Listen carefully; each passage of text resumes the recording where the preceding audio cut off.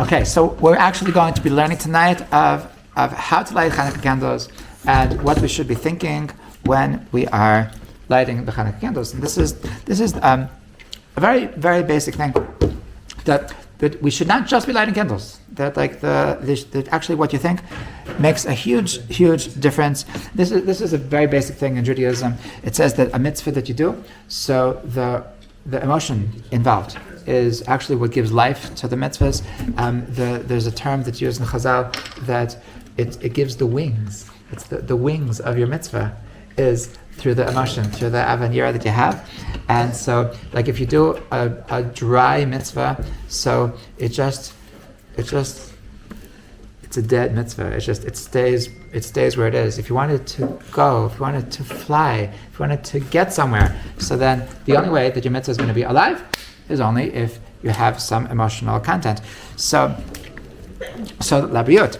So now the truth is that this idea of having intention with mitzvahs, this is an idea which is actually very connected to the mitzvah of Chanukah itself, because there's a pasuk that says kiner mitzvah v'Torah or, right? That a candle is similar to a mitzvah and the Torah is similar to light. Okay? So there's two ways of understanding this pasuk. The first way is that a candle is a little bit of light and a light is a lot of light. So according to this explanation, so what it's saying is that a mitzvah makes a little bit of light and Torah makes a lot of light.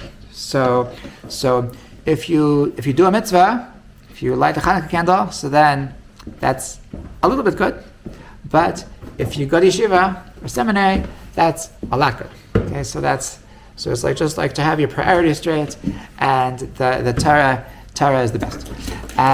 But there's another explanation, and it's a very deep explanation. This is explained by a sefer called the Shnei Luchos HaBris, the Shalah, that he says that when it says ner mitzvah, it means that the ner is the vessel, is like the cup, it's the thing that holds the wax. That's what we're calling the ner, and the Torah is the flame of the mitzvah. Okay, meaning that it's all one thing. There's the body of the candle and the flame of the candle, and so the mitzvah is the body, but the Torah is the soul. That the flame of the mitzvah, the flame of the candle, that's the Torah. So now, what does that mean? So that the Torah of the mitzvah is the things you're thinking about when you're doing the mitzvah. Like the fact that you're connecting your brain to your hands, so that you're putting Torah into what you're doing. So that is the Torah of the mitzvah, that's the flame of the mitzvah, that's what makes your Torah alive. So there's a discussion, what's better? What's higher? Is it are you on a higher spiritual level when you do mitzvahs, or on your higher spiritual level when you learn Torah? Okay, that's the question we discussed before. What's better? Is it better to daven or to learn Torah? So now there's another question, that what's better, doing mitzvahs or learning Torah? So there's actually a contradiction between different sources, because there's one source that says the Talmud Torah keneged kulam, that the learning Torah is the biggest thing in the world, that there is nothing that comes close to Torah. But on the other hand, that we say that in Birkat Torah every morning. But on the other hand, there's a Gemara in Kedusha that says that they had a discussion. Is the Iker is the Talmud, or the Iker is the Maisa? So it says Gadol Talmud Shemevi Lidei Maisa. That the reason why learning is so good is because if you learn, then you'll know how to do stuff. Then you'll know how to carry it out. So from there it sounds that the purpose is the doing. That you learn because if you don't learn, then you won't know what to do. But the purpose of learning is to do. So it sounds like that the purpose is actually the point, and the pinnacle is actually the doing. So which is it? Which is really higher? Which is the means and which is the ends, and which is on a higher level? So Rav Dessler says there's actually two kinds of Torah. That there's one kind of Torah that you're learning how to do something, and that learning is on a lower spiritual level than the doing. But then there's another kind of learning.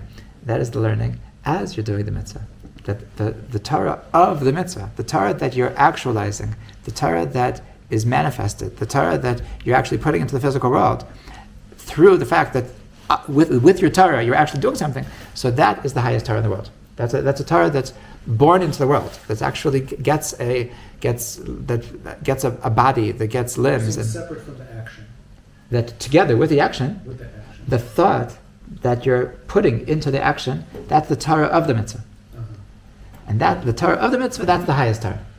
Meaning, like, think about the mezuzah, but not the actual putting the mezuzah up. That as you're putting up the mezuzah, to be thinking about the Torah of the mezuzah, that Torah is the highest Torah. Okay, that's the Torah that's being manifested into the world. Okay, so this is really that this pasuk Ner Mitzvah Torah Or is really telling us that which is hinting to the mitzvah of Neres, the mitzvah of Chanuka, and it's telling you that the Torah of the mitzvah is actually the highest thing in the world. It's like the greatest expression of kedusha that you could possibly experience is through the Torah that you're thinking as you're doing something. So this is a very important thing to know. In every mitzvah that I do. So I don't want to just do things with dryly doing it because that's what I was told to do it because that's what our forefathers did, do it.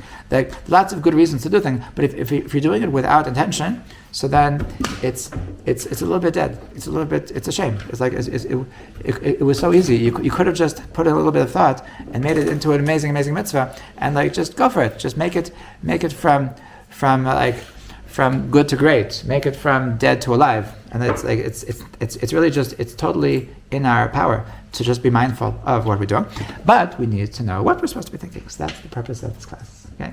So now the first thing that probably comes to mind when you think of what are we thinking about, so you probably think of something from Jewish history. That we learned in Hebrew school that the Chanuka candles is about that many years ago, some 2,000 something years ago. So there was a miracle in the temple, and they didn't have enough oil, and et cetera, and so there's an important idea in Torah, in Judaism, that there's actually in Judaism there's no such thing as Memorial Day. There's no concept of doing something because we want to remember, we want to have nostalgia because something that happened, and this is hinted to in the brachos that we say when we light the menorah, because when we light the menorah we say bracha that Shasa Nisim L'Avotenu Bayamim Hahem Bazman Hazeh. So if you think about it, that it's actually the words are very strange. That Bayamim Hahem, in those days, in this time. In those days, in this time. It really should be the opposite. In that time, in these days. It's the same days. It's the same date. It's a different time because it was 2,000 years ago. So it's thanking Hashem for doing miracles in those days, in this time. It's backwards. Right? So there's a famous Torah from the Berditchever, from Levi Yisrael Berditchev, that he says that the reason why we say Bayamim Hahem Bazman Hazeh is that every holiday in Judaism, the only reason why it's a holiday is because there's a certain energy that is permeating the world every single year when this time of year comes around. Or in other words, that the Jewish calendar, it actually works like a spiral, that there's certain steps along the way, but every time that you go, so as we go through space, as we go through time, so we're going around the same circle of the year, but it's the next year, it's not the same year, but we're going through the same stopping points every time, and every time that we pass every particular time, so then there's a certain energy that is coming down into the world at that time. So if once upon a time, so on the 15th of Nisan, so there was an amazing exodus, so then every time that we're going to get to the 15th of Nisan, so then there's going to be an energy of freedom. And it's going to be there. It's going to be that it was etched into time, that every time that you get back to this time, so then it's part of the essence of the day. And that if once upon a time, so we got the Torah on the 6th and the 6th of Sivan. So then every time we cut to that, there's going to be a connection to that, and so every whatever we're thinking about, so it should not be something from the past. It should be something from the present. Okay, so meaning that I'm trying to channel a certain energy that's present in the air right now, and that is the purpose of my intention. That is what I'm trying to tap into a light. Okay, that's really what we're trying to do. So what's the first theme that we should be trying to channel when we're lighting the candles? So there's a teaching from one of the medieval commentators called the Roker, that he says that the number of candles that we light in the entire Chanuka, 1 plus 2 plus 3 plus 4 plus 5 plus 6 plus 7 plus 8, is 36. There's 36 candles. Why are we lighting 36 candles? So he says that 36 candles are corresponding to the 36 hours that there was a special light called the concealed light, the Or HaGanuz, and there was 36 hours that this concealed light was manifested onto mankind. Okay, so meaning that this is actually that light of the very first moment of creation, when Hashem said, "Let there be light."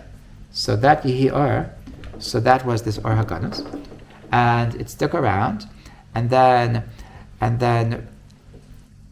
Adam HaRishon was created on Friday, and then so he had 12 hours. He was created in the morning, and so there was 12 hours of Friday that he was able to benefit from the Or HaGanuz, and then there's 24 hours of Shabbat, and so altogether 36 hours. And then after Shabbat, then Hashem, then it got its name, Ganuz. Ganuz means it was hidden away, because Hashem said, actually, this is too holy for mankind. They won't know what to do with it. It's going to mess with them. So he concealed it, and it's hidden away. It's hidden away for the world to come, for tzaddikim, and so when we're lighting the Hanukkah candles, so the reason why with 36 candles is because we're trying to channel light from the Or HaGanuz.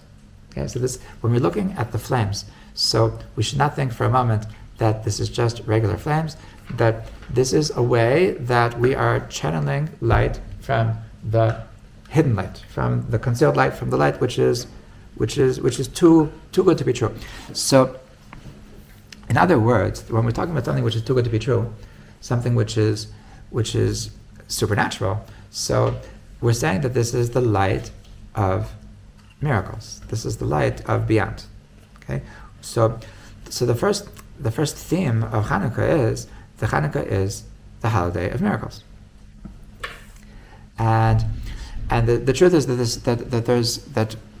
that Purim is also a holiday of miracles. That these are the 2 times in the year that we have a prayer that goes Ala Nisim, that we talk about Nisim, we talk about thank you for doing miracles, that's the name of the game. There's thank you Hashem for doing miracles, but the difference is that Purim is about hidden miracles and Chanukah is about open miracles. Okay? So the first theme of Chanukah is that we are connected to a world that it's not governed by the regular laws of nature. Okay, and we're celebrating the fact that we're not like everybody else. That it's like, so to speak, DNA. We have the way that the world functions for the Jewish people. It defies nature consistently, and that's something that we're remembering. That we don't have to follow the regular rules, and you have to follow the law, or else you'll get in jail. But the laws of nature don't apply to the Jewish people. There's an amazing class out there called The 7 Wonders of Jewish History. What's that? So it's a what? It's an age. It's from age. I think it was. I don't remember who wrote it the first time, but it's easy to access, and it goes through the fact the Jewish history has consistently defied all of the laws of world history. Of like, there's no the fact that the fact that we never assimilated, the fact that we are always the smallest nation, the fact that there is anti-Semitism, anti-Semitism itself is one of the wonders of Jewish history. That like there is no rational explanation of how there could be that how anti-Semitism could be so contradictory and irrational, and it's just a rule of world history that they always have to hate the Jews.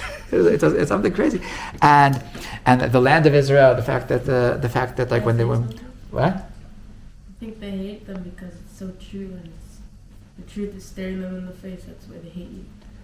That's also true, but it's much more than that. It's even they even hate Jews that don't stand for Judaism. They always find even when it doesn't make sense. Because they see the light in the Jew. The Jew doesn't matter where they go; they're still gonna have the light. Mm-hmm. It doesn't matter. I agree with you, but you're saying something subconscious. Because they certainly don't think that that's what they're doing. They think that the Jew is evil and needs to be destroyed. Because the truth is staring them in the face. Think about it. Okay, well, there is truth to what you're saying, but like when somebody says, here's the, let me give you the truth, so it's not such a natural response to take a gun and shoot him. Right? So, and he talks about the land of Israel, that when we first came to Israel, so the biggest world experts in agriculture said that like hell will freeze over before one tomato comes out of this land, and like there's things. Like nothing makes sense in Jewish history, and this is that there's a deep connection between the Jewish people and this Oreganus and this hidden light, and we're celebrating the fact that we are connected to miracles.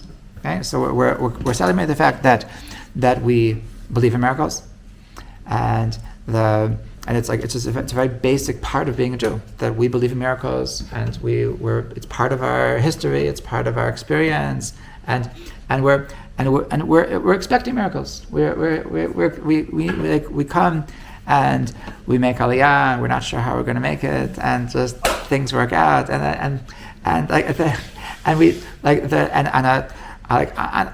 that's on a micro level, obviously, and like on that macro level. So like the Jewish people, like in everything that we do, it doesn't. There's none of the wars that the Jewish people have fought has made sense by any military strategist. And there's that we're living in a different reality. We're living in a different dimension, and we're proud of this. We're proud of the fact that our story is not a normal story, and we are crazy. We are supernatural.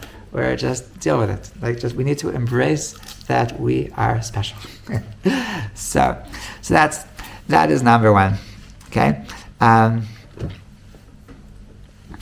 So now there's another that theme number two.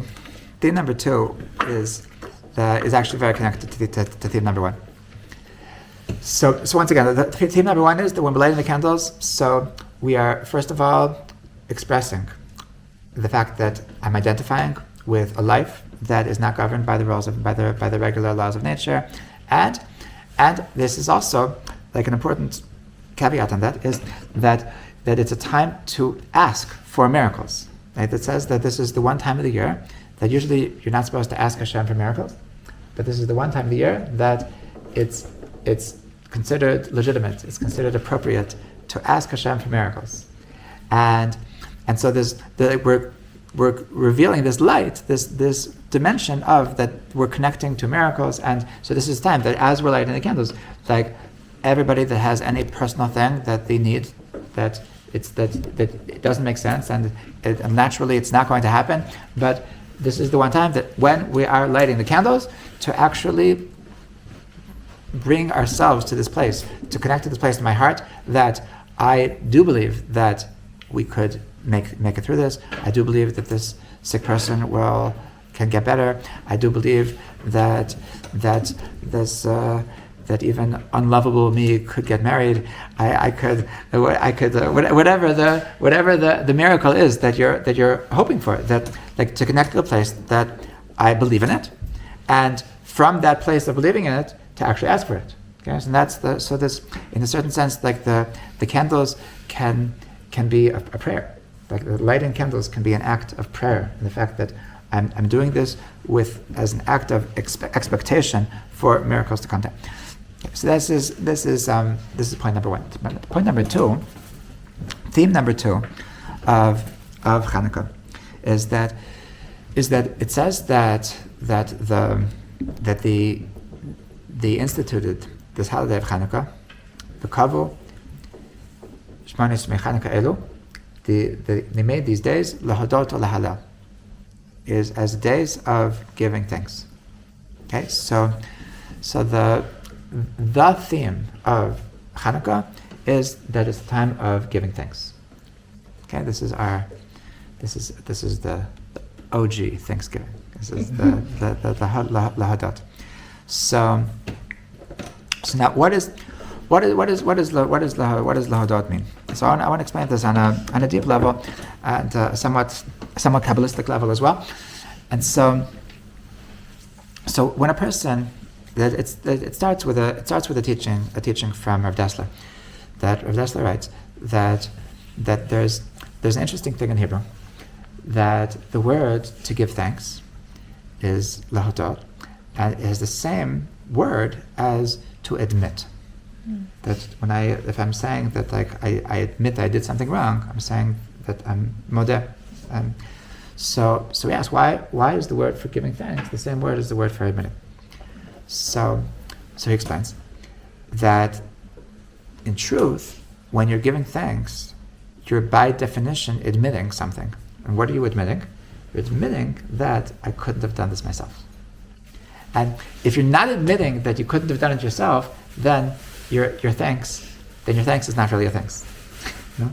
Some people are like they're trying to thank you because they know that it's polite to thank you, but they don't really mean to thank you. Like they do it in a like, thank you so much for coming over. Like you really didn't need to. Like that.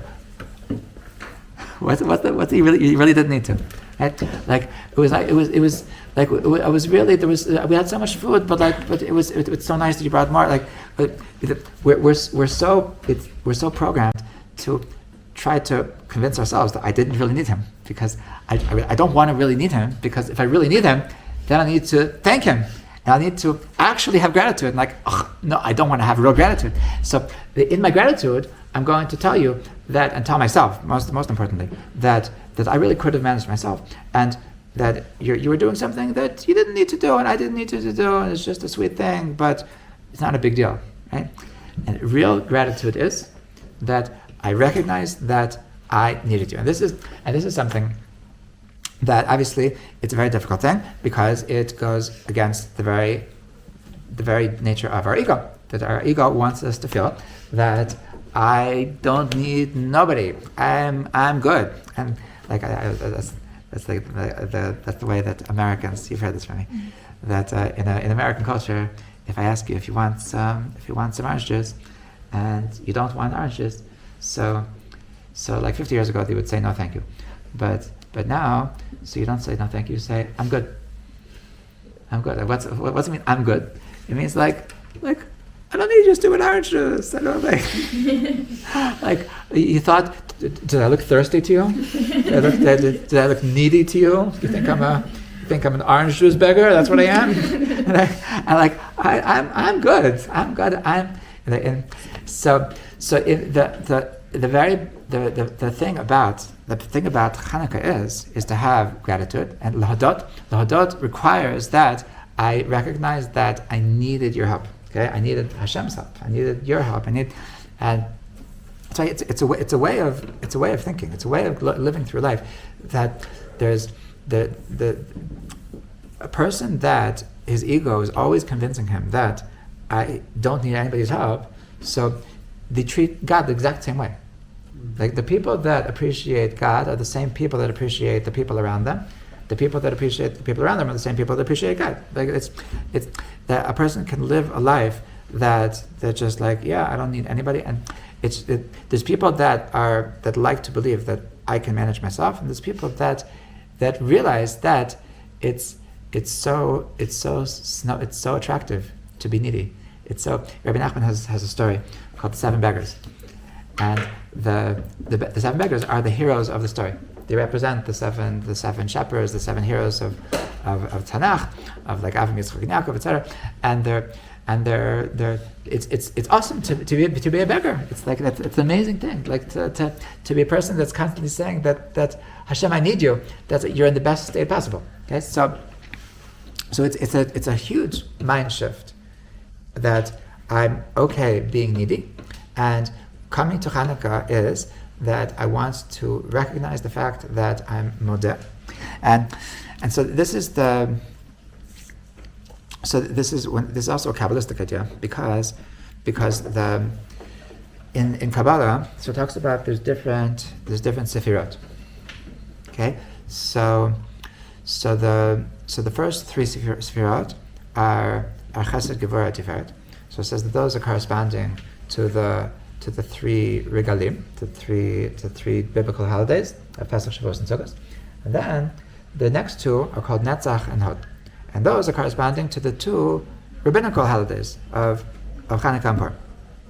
Okay, so what's the difference between Netzach and Hod? Netzach means to be victorious. Okay, so from the word nitzachon. So the mentality of Netzach is that nothing will stop me, that I will not take no for an answer, and even if you try to come in my way, that just I'm gonna knock through you. Okay, and Hod is about surrendering, is lahadot, is letting go. So these are opposites. They're opposite energies. So sometimes I'm called upon to say I'm gonna keep on fighting and nothing's gonna stop me, and sometimes I'm called upon to realize that, hey, maybe this is not a good idea. And so the energy of Hod is actually an energy of surrender. It's actually an energy of letting go. And so Chanukah is all about Hod, and Purim is all about Netzach. So how is Chanukah connected to Hod? If like this was that we didn't give up, we did not accept, like the Greeks said that I want you to stop being Jewish. We didn't say, okay, I surrender. Like that's not. We're very brave. We're very strong. And so what's the surrender? The surrender is that they surrendered their destiny to God. That's the surrender, because if they thought that they were going to do it themselves, then they were psychotic.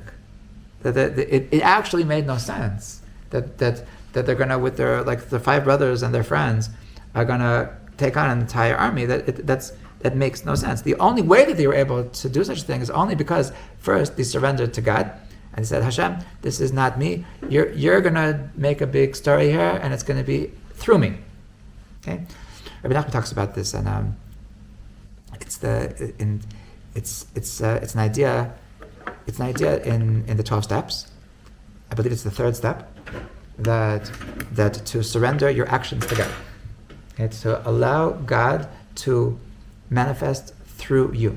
Okay, that's the greatest Hod. It's the greatest to say, like, I'm going to do what Hashem wants me to do. I'm not going to stop Him. I'm not going to get in the way. I'm going to allow God to act through me. So that's what it means. That's what it means to really thank Hashem, is to come to the mentality that I can't do this myself. I need help from above. And when I'm doing that, so then when I'm in that state of mind of gratitude, so that is how we manifest miracles. Okay? That as long as I think I can do it myself, so Hashem's going to say that, oh, fine, you'll manage yourself. Go for it. And when I say that, Hashem, I can't manage myself, I need your help, so then He showers down the miracles. So really, the reason why Chanukah is the holiday of miracles is specifically because Chanukah is the holiday of gratitude. So it's only through reaching this state of mind of gratitude that we're able to channel the miracles the miracles in our lives. Okay. So theme number 3. So theme number 2 was that as I'm lighting the candles, so I'm surrendering. I'm allowing myself to realize that I need help. I need Hashem's help, and I want Hashem to run my life much better than I ever could have done it myself. And that's the way that we're going to channel the miracles is by this act of surrender. Okay. Now there's another theme that we're going to be thinking about during the lighting of the menorah, during the lighting of the candles, and that is the symbolism of the menorah. Because it says in Chazal that the menorah symbolizes the Torah. Okay, which is surprising, because there's another one of the vessels in the Beis HaMikdash was the Aron, was the Ark, and in the Ark was the tablets, was the Sefer Torah. So how come the menorah represents the Torah? Why shouldn't the Ark represent the Torah? So they explain that there's 2 Torahs, that there's the written Torah and the oral Torah. That the Ark represents the written Torah, and the menorah represents the oral Torah. Okay. So when we're talking about the oral Torah, so what are we talking about? We're talking about learning Gemara. We're talking about like the really getting into the understanding of things, and like if somebody asks you like why is Torah so important? Like why is Torah such a critical thing in Judaism? It's like I always tell my students that you can't. Part of being a religious Jew is to learn Torah. Like like you need to have some Torah in your life. But why is Torah so special? So the way that the commentaries explain is that what is Torah? Torah is the wisdom of God. So the more that you're connecting to Torah, the more that you're connecting to the wisdom of God. And not only that, but by connecting with the wisdom of God, that's a connection to God which is actually greater than anything else you could possibly do. Because that if I have different people in my life, one is the person that we just like to talk about stupid things. Okay? The other person is the guy that I can depend on him. Like whenever I need something done, so I ask him and he's very loyal. But there's another guy that he really gets me. He really understands how I work. He understands like the things that are actually important to me, things that are less important to me. So who am I actually closer to? Is it like the guy that everybody sees me with? Like, the guy that I'm always like whenever I'm just talking nonsense? Or the second guy that he does my mitzvahs, that he whenever I need something done. So the guy that I'm the closest to actually is really the third guy. It's the guy that really, really gets me. Even if I spend the least time with him. Even if it's even once in a couple of years that I speak to him, but I'm actually the closest to him. Because this closeness of the fact that we get each other, so that's a deeper closeness than the closeness of the guy that does what I need from him, the guy that I'm talking to and spending a lot of time with. So that's what Torah comes in. That what are we actually doing when we're learning Torah? What we're actually doing when we're learning Torah is we're trying to understand God, and we're getting into His wisdom. And that's why there's different ways to learn Torah. There's people that are just into the what. It's like what's it say? I love facts. I love to know exactly what I'm allowed to do on Shabbat, what I'm not allowed to do on Shabbat. I just think it's so fascinating. I love hearing lots of opinions. But there's other people that when they learn Torah, so the first question they ask is, but why? What is the wisdom that's trying to be given over through this statement, through this teaching, through this instruction, through this story? That what is what is the wisdom here? Like, why is that the most perfect way to do things? Why is that the most amazing thing that we could be talking about right now? So, what's the depth? And in yeshivas, this is called to learn with Ian. To learn with Ian means with contemplation. Okay, and so really, in the contemplation is actually where you're connecting with God, because it's only through the contemplation that you're understanding what is the wisdom here. What actually, how does God's mind work?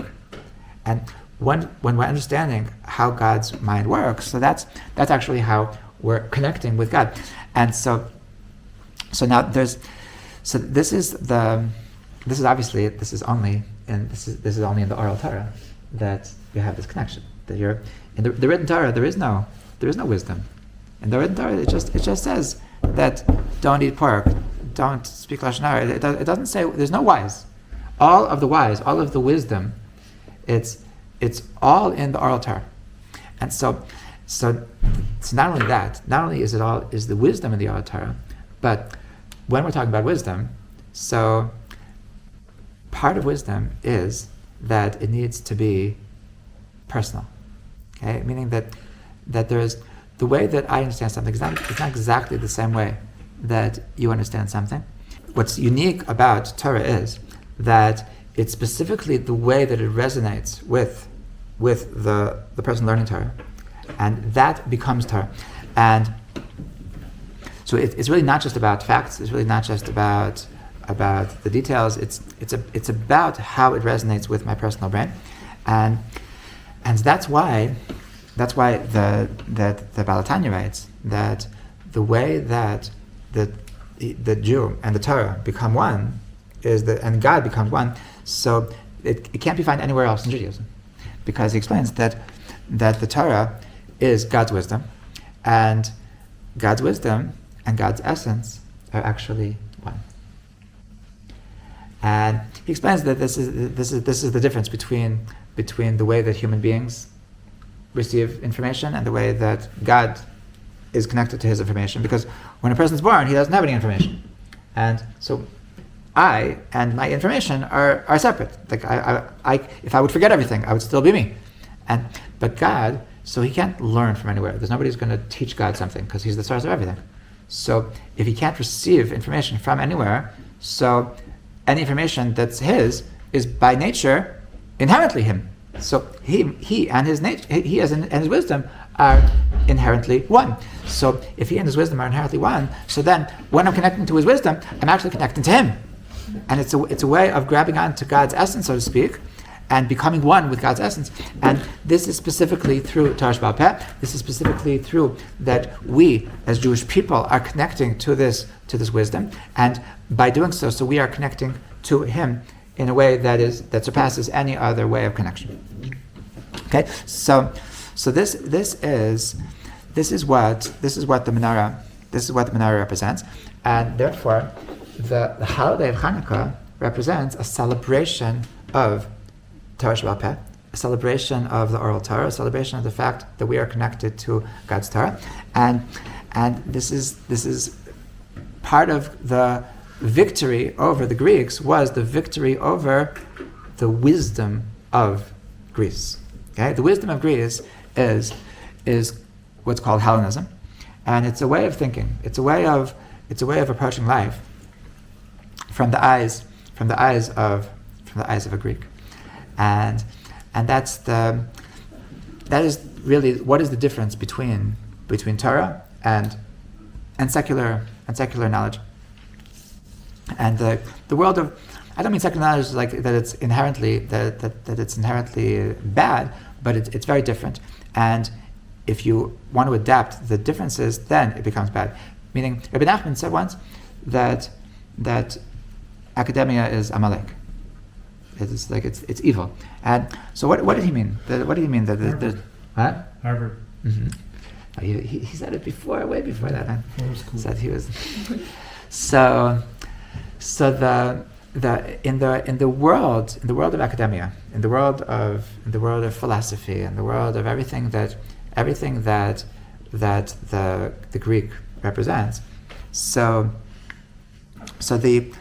they created the concept of, like, the word philosophy is a Greek word. It's like the love of wisdom, and the concept of philosophy is that what is the way to come to truth? Like, there's Torah and philosophy, Torah and academia. So they have two opposite answers to the question: how does one come to truth? What is the source of truth?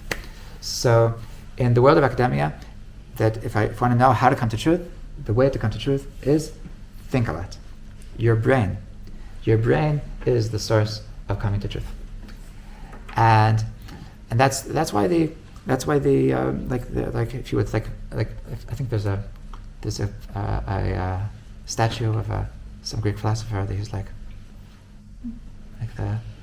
right, that's it, and that's the way. If you want to come to truth, like, do that, be that guy, and then you'll be very smart, and so Torah has a different, Judaism has a different approach. What is the source of truth? The source of truth is from somewhere higher. Okay, so the Jewish statue would be more like. So somebody once told me that, like, in meditation, so like, there's a certain position that you go like this. You go like on your knees. You put your hands like this, and so right. So the idea is of having this closed is because, like, the idea that, like, to make a full circuit, that, like, as long as I'm closed, then I can, my energy, because I have all the energy, I have all the answers, I have all the truth, and so, like, a Jewish meditative position would be open hands, okay, which actually like Moshe Rabbeinu was davening, his hands were open, and, like, to know that, like, I'm not a full circuit. I'm an empty circuit, and, like, God is the one that fills my circuit. What? It kind of goes with what you were saying about, like, gratitude, because it's the same thing. Like, it's not from us; it's from God. Totally. So if you're right, it's the same idea. Mm-hmm. So the third theme of Chanuka is that the celebration of Torah, celebration of oral Torah, which is the celebration of the victory over Hellenism, over the wisdom of the Greeks, and the wisdom of the Greeks is this understanding, is this fundamental mentality that my brain can bring me to truth. And that's why I don't remember where I mentioned recently that the first atheist was a Greek. Okay, that there was a guy named Epicur, that he was the word, we have a word in Judaism called Epicurus, right? So Epicurus comes from this guy Epicur, that like Epicurus. Like in high school, everybody's telling you, take the Epicurus, and so only all the smart guys. They want the smart guys to take the Epicurus, right? So now when you think too much, so you actually can distance yourself from the truth. Like the basic fundamental mentality of Judaism of Torah is that the source of truth is somewhere higher, and I want revelation. I want my ideas to come from a higher place, and it's an amazing thing that really all true, like, Jewish thinkers, like, where did you get your ideas from? They come from a higher place. Ibn Nachman says in one place that where do all good ideas come from? Like, how could it be that how come, like, Einstein discovered the whatever, like, E equals MC squared, like, he was smarter than everybody before him? It's simply that Hashem wanted it to come down now. Hashem didn't want it to come down before, and that's it. Like, you can think all you want, but whether or not you're going to get inspiration, whether or not you're going to get, like, and revelation is too harsh a term, but, like, it's all from Hashem. So if you know that the source of truth is, that's why there's a saying that truth is not invented. It's revealed. Like, we're able to reveal a truth that was already there, because we're simply just tuning in to this pre-existing truth. And this is the mentality of Torah. And so this is what we're celebrating. This is the Torah that we're celebrating, and which is symbolized by the fire and by the candles. Now, that what's amazing is that because of our ability to connect with this godly wisdom, so this is why the Torah can actually affect us. And this is something that we learn from Rabbi Akiva, that there's a famous story that became famous because there's a yeshiva that named themselves after this story, and that's the yeshiva Eish HaTorah. Why is Eish HaTorah called Eish HaTorah? Because the story goes that Rabbi Akiva was walking in the forest and he saw a rock that had a very strange curve in it. And he asked people, where did this curve come from in the rock? And they explained to him that there's a little drop, that it's one drop of water, one drop at a time, that falls onto the rock, and it's been doing this for so many years that it made this huge indentation. And so Rabbi Akiva said, wow, if one drop at a time of water could make such an indentation in this rock, then certainly the Eish HaTorah can certainly heal me. Okay, so the Eish HaTorah, Rabbi Akiva understood that it's not the facts of Torah, it's not the intellectual points of Torah, it's the fire in the Torah, that the wisdom of Torah, when it comes into my brain, so it's on fire. And because it's on fire, because it's connected to a higher source, because it's coming from a higher source, because it's God's wisdom, which is connected to God, which is that's what makes it fiery. So when I'm lighting the candles, so I'm having in mind, I'm meditating on the fact that I want to connect to the fire of Torah. I want God's fiery Torah to really reveal itself to me. I want to manifest God's Torah in the world. I want to bring out God's Torah. I want this to really light me up, and I want to be part of it. And the last point, the last intention to meditate as we light our Chanuka candles is on the placement of the candles. So everybody knows that the way you're supposed to light the candles is specifically where it's visible from the outside.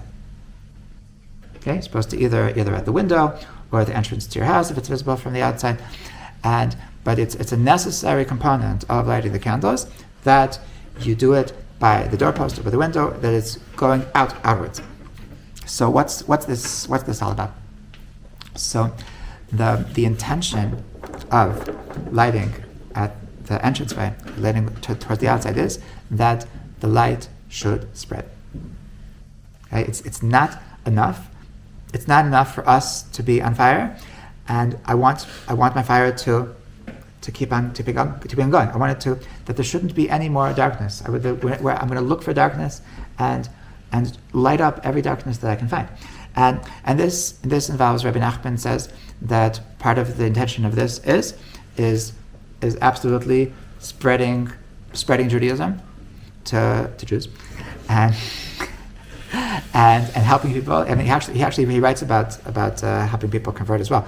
But to actually to be proactive in spreading the light of Judaism, and that there should be no boundaries. There should be no containment. That the light of Torah should constantly continue spreading.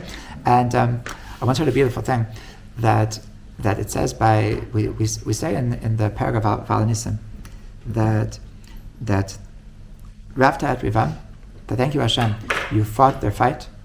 Danta et Dinam, you judged them, our enemies. Nakamta et Nikmatam, you revenged them. Okay. You avenged the Greeks.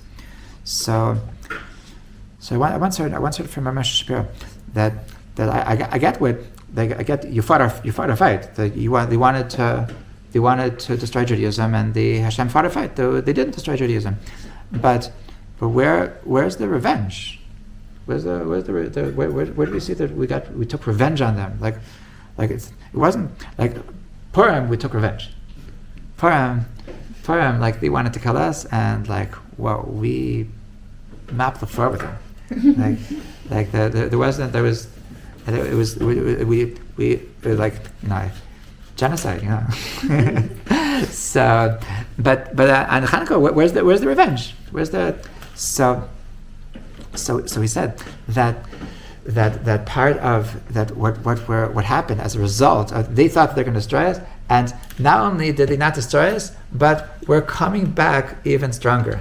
Okay, the light that you wanted to extinguish. So not only are you not going to extinguish it, but because of you, Jewish people every single year are going to make sure that there isn't one Jew in one hick town that doesn't have a menorah lighting that he's going to be going to, and that because of you dumb Greeks, so we are going to literally be sharing Judaism to everyone, and that's our revenge. That's the biggest revenge that we're doing, and so of course, like whoever can do it practically can do it practically, and whoever can't do it practically, so it's something to meditate on, that Hashem should do it for us. That's like the part of the lighting the candles is this desire for the light of Judaism to spread and just keep on going, keep on growing, and so this is what Chanukah is all about, and it's like to say that it's a holiday of light is true, but it's really not doing justice to what exactly is this light. It's a time of miracles. It's a time of connecting to everything godly. It's like, light is a metaphor for spirituality. Light is a metaphor for God. Light is a metaphor, when we're saying the holiday of light, it's the holiday of really, really being a Jew. It's the holiday of